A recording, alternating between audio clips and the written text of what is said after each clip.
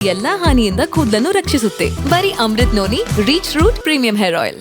ಇನ್ನೊಂದು ದೇವೇಗೌಡರ ಕುಟುಂಬವನ್ನು ಅಥವಾ ನಿಮ್ಮ ಕುಟುಂಬವನ್ನು ಸಿಲುಕಿಸಲಿಕ್ಕೆ ಸರ್ಕಾರ ಸಂಪೂರ್ಣ ತಯಾರಿ ಇದೆ ಅಂತ ಹೇಳಿ ಆ ಆಡಿಯೋದಲ್ಲಿರುವಂಥದ್ದು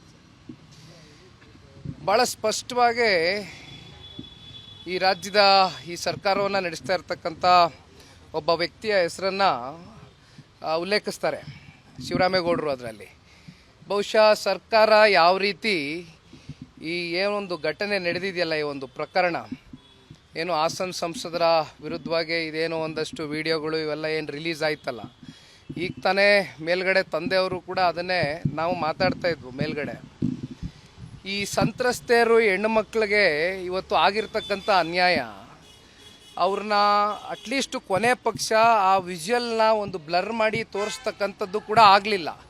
ಅವರವರ ರಾಜಕಾರಣದ ಒಬ್ಬರನ್ನ ಕೀಳಾಗೆ ಮಾಡಬೇಕು, ಒಬ್ಬರನ್ನ ಭಾಳ ಕೆಟ್ಟದಾಗೆ ತೋರಿಸ್ಬೇಕು ಅಂತಕ್ಕಂಥ ಉದ್ದೇಶದಿಂದ ಮಾಡಿ ಈಗ ಆರೋಪ ಅಂತಕ್ಕಂಥದ್ದು ಬಂದಿದೆ.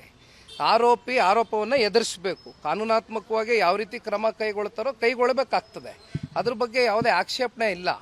ಆದರೆ ಇವತ್ತು ಆ ಹೆಣ್ಮಕ್ಳು, ಆ ಸಂತ್ರಸ್ತೆಯರ ಒಂದು ಕುಟುಂಬ ಅಥವಾ ಅವರಾಗಲಿ ಇವತ್ತು ಸಂಪೂರ್ಣವಾಗಿ ಅವ್ರನ್ನ ಇಡೀ ರಾಜ್ಯದ ಜನತೆಗೆ ತೋರಿಸಿರ್ತಕ್ಕಂಥದ್ದು ಯಾರು?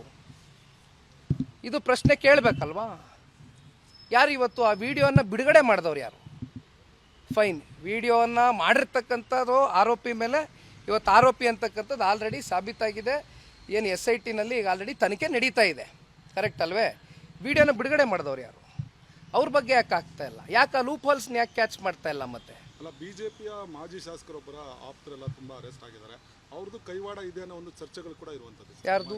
ಹಾಸನ ಮೂಲದ ಒಬ್ಬ ಮಾಜಿ ಶಾಸಕರು ಬಿಜೆಪಿ ಅರೆಸ್ಟ್ ಮಾಡಿದ್ದಾರೆ ಅಂತ ಹೇಳಲಾಗ್ತಾ ಇದೆ ಸರ್. ಎಲ್ಲರೂ ಕೂಡ ಅವ್ರ ಆಪ್ತರ ಅರೆಸ್ಟ್ ಆಗಿರೋದ್ರಿಂದ ಅವ್ರ ಪಾತ್ರ ಇದೆ ಅನ್ನೋದ್ರ ಬಗ್ಗೆ ಕೂಡ ಇನ್ವೆಸ್ಟಿಗೇಷನ್ ನಡೀತಾ ಇದೆ. ನೋಡೋಣ, ಅವ್ರ ಪಾತ್ರ ಇವ್ರ ಪಾತ್ರ ಅನ್ನೋದಕ್ಕಿಂತ ಹೆಚ್ಚಾಗಿ ಇವತ್ತು ಪ್ರತಿಯೊಬ್ಬರಿಗೂ ಒಂದು ಜವಾಬ್ದಾರಿ ಇದೆ.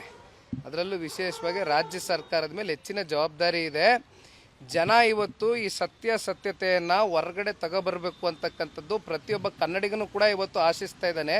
It is just not a state news today, it's a national news, ಹೌದಲ್ವೇ? ವಿದೇಶದಲ್ಲೂ ಕೂಡ ಚರ್ಚೆ ಆಗಿದೆ ಈ ಟಾಪಿಕ್ಕು, ಹೌದಲ್ವೇ? ಮತ್ತು ಇದಕ್ಕೆ ಉತ್ತರ ಸಿಕ್ಕಬೇಕೋ ಬೇಡವೋ? ಇದಕ್ಕೆ ಉತ್ತರ ಸಿಕ್ಕಬೇಕಂದ್ರೆ ಯಾರು ಕೊಡಬೇಕು ಉತ್ತರ? ಪಾರದರ್ಶಕವಾಗಿ ಆಗಬೇಕಲ್ವ ತನಿಖೆ? ಆಗ್ತಾ ಇದೆಯಾ? ಅದು ಪ್ರಶ್ನೆ.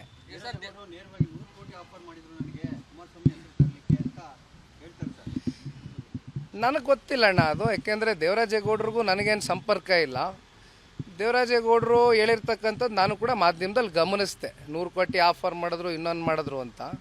ಬಟ್ ಇವೆಲ್ಲ ವಿಚಾರವಾಗಿ ಇವಾಗ ಅಂತಿಮವಾಗಿ ಒಂದು ತಾರ್ಕಿಕ ಅಂತ್ಯ ಕೊಡಲೇಬೇಕಲ್ವಾ? ಕೊಡ್ತಕ್ಕಂಥದಕ್ಕೆ ಯಾರಿಗೆ ಶಕ್ತಿ ಇದೆ? ಜನ ಯಾರನ್ನ ಆಯ್ಕೆ ಮಾಡಿ ಕೂರಿಸಿದ್ದಾರೆ?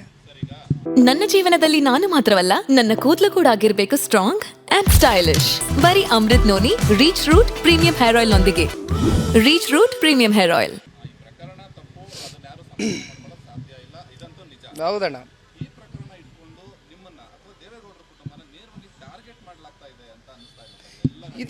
ಇದು ಭಾಳ ಸ್ಪಷ್ಟವಾಗಿ ಬಹುಶಃ ಅದು ಎಲ್ಲಿಂದ ಆಡಿಯೋ ಬಂತು ಗೊತ್ತಿಲ್ಲ.